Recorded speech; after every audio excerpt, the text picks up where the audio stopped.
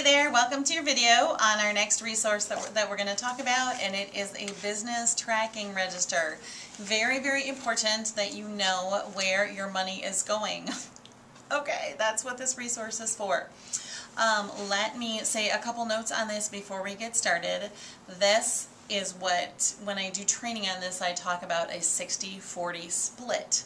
60% of the money that you get at your classes and from your sales will go into your business. 40 is what you get to keep as your business income.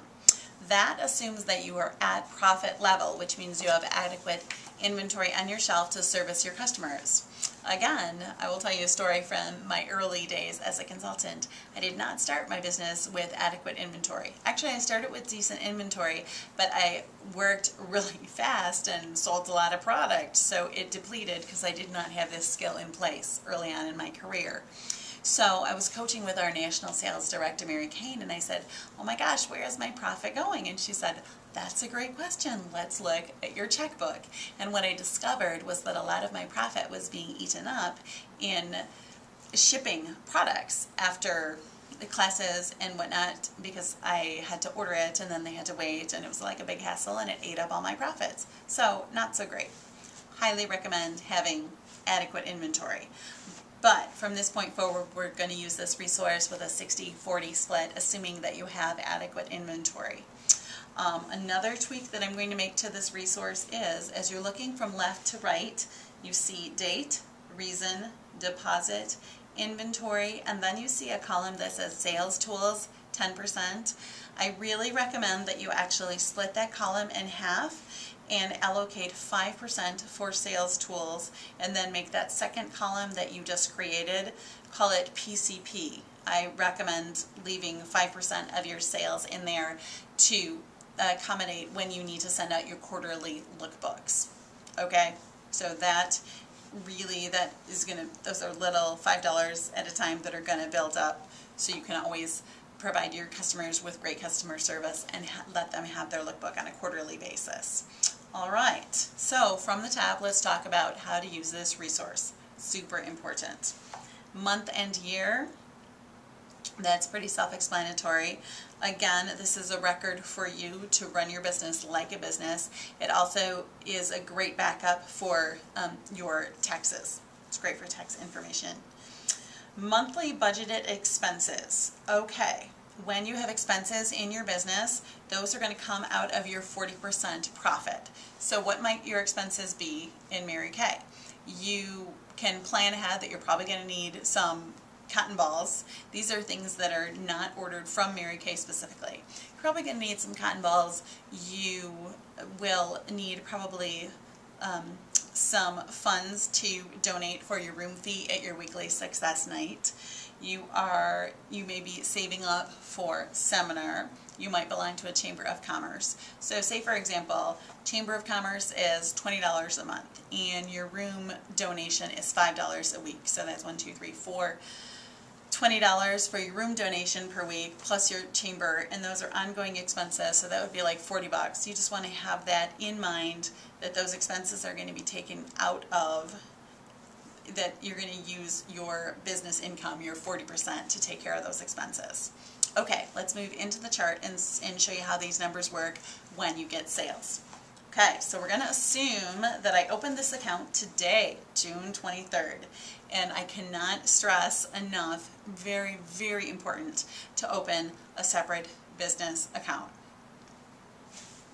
You just do it. It's important. Okay, so we're going to assume that I opened this today, June 23rd. Balance forward, I have nothing in it when I opened it, but guess what? I had a $100 day. So that brings me to my next column, which is my sales without sales tax. Okay? So what I'm actually depositing, I got $100 in sales, and that is sales tax of $6, because that's 6% of 100, obviously. So my total deposit, like if you get a deposit slip from your bank or whatever, would be $110. So what you write in this column is $100 because that was the actual sale. $6 of that deposit was for the sales tax. Okay, Now, next column over, inventory, 50%.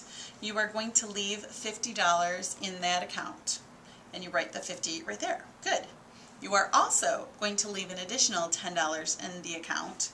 And $5 of that, $5, which is 5%, is going to sit there for when you need to order Section 2 items. An additional $5 is going to sit there for when you need to order your preferred customer program, your lookbooks. And guess what? You get to write yourself a paycheck for 40 bucks. So far so good? All right, moving on. Next column down. Now it's June 24th, the next day. Woohoo! I have another $100 day. What you see right here is that I wrote 66 because that is the balance that is in that account from yesterday, my deposit yesterday on the 23rd. Where does the $66 come from? 50 of it I left in there from inventory, another 5 I left in there for sales tools, another 5 I left in for preferred customer program, and I left the 6 in there for sales tax as well. So my balance forward in this account is $66. Woohoo! Now it is June 24th and I have another $100 day. So I put another $100 in there, another 6 for sales tax. So again, my total deposit is going to be $106 because that's what the client wrote to me. 50 of that I'm going to leave in for inventory. I'm also going to leave in $5 for sales aids. I'm going to leave in another $5 for preferred customer program. And woohoo, I get to write myself a check for 40 bucks and probably like take my family out to dinner. Okay. Now, what I have done highlighted here is I added up the total of the funds that are in there at this point with these two deposits.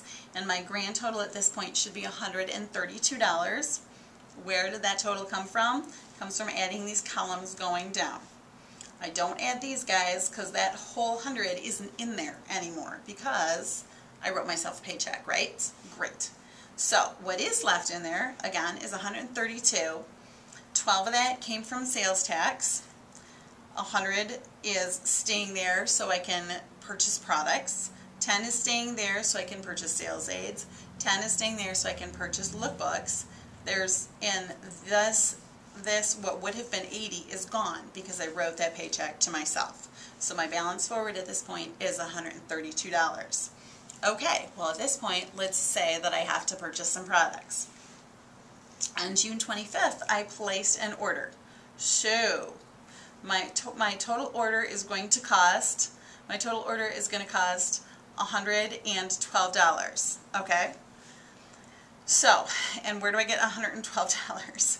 Because when you spend $100 in Mary Kay, you are purchasing, and assuming that you are active, you are purchasing at wholesale. You are actually buying $200 worth of products, and the sales tax on that is going to be 12 bucks. No big deal. You have those funds sitting in your account. So you are going to spend 112 bucks with Mary Kay, so that's going out of your account. You do want to, excuse me, shipping is always $8.95, so you're going to want to keep that in mind as possibly an expense. And remember, it's $8.95 whether you buy one lipstick or $3,000 worth of inventory. So by all means, don't bleed your profit by ordering a bunch of little orders. I highly recommend order once a month or twice a month, whatever is your need for your business, but keep those orders down. Keep that those orders down to a minimum. That means order as much as you can at one time because you're going to pay the same amount of shipping. So you don't want a bunch of little orders is my point. Okay, so on this order you spent $112. You are leaving, you did not spend anything on sales aids. You did not spend anything on your preferred customer program, so then your balance forward is going to be 20 bucks. Okay, and that is how you use that baby.